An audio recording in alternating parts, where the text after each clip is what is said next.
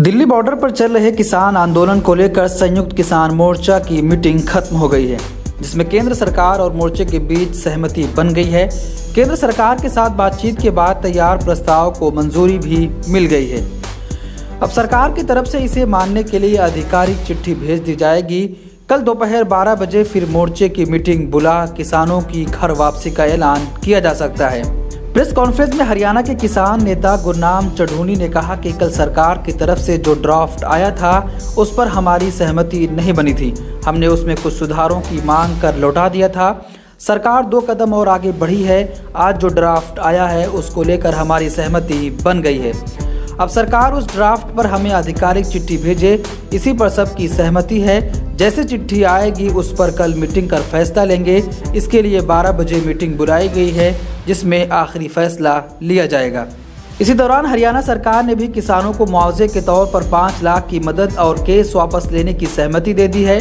केंद्र सरकार ने भी सभी केस वापस लेने पर सहमति दी है। केंद्र ने एमएसपी कमेटी में सिर्फ मोर्चे के नेताओं को रखने की बात भी मान ली है। दिल्ली बॉर्डर पर 377 दिन से किसान आंदोलन चल रहा है। जो नया प्रस्ताव आया है उसमें कुछ मुख्य चीजें हैं। एमएसपी कमेटी में केंद्र सरकार और संयुक्त किसान मोर्चे की प्रतिनिधि होंगे। कमेटी 3 महीने के भीतर रिपोर्ट देगी, जो किसानों को एमएसपी किस तरह मिले ये सुनिश्चित करेगी।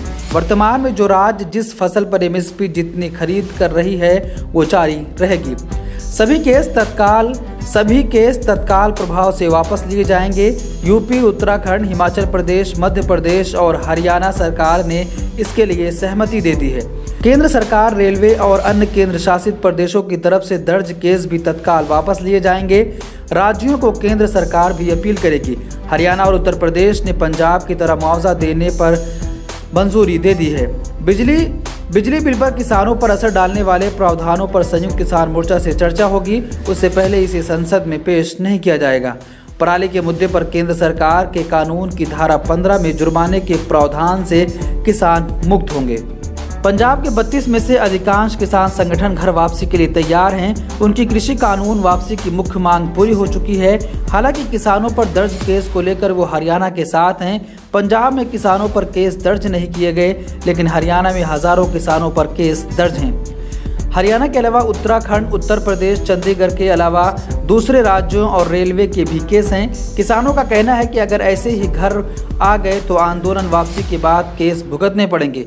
पहले भी हरियाणा के जाट आंदोलन और मध्य प्रदेश के मंदसौर गोलीकांड में ऐसा हो चुका है। किसानों की एक बड़ी जीत हुई है। किसानों की मांग सरकार ने मान ली है और किसान मोर्चे की फतेह हो गई है। कल घर वापसी का ऐलान है।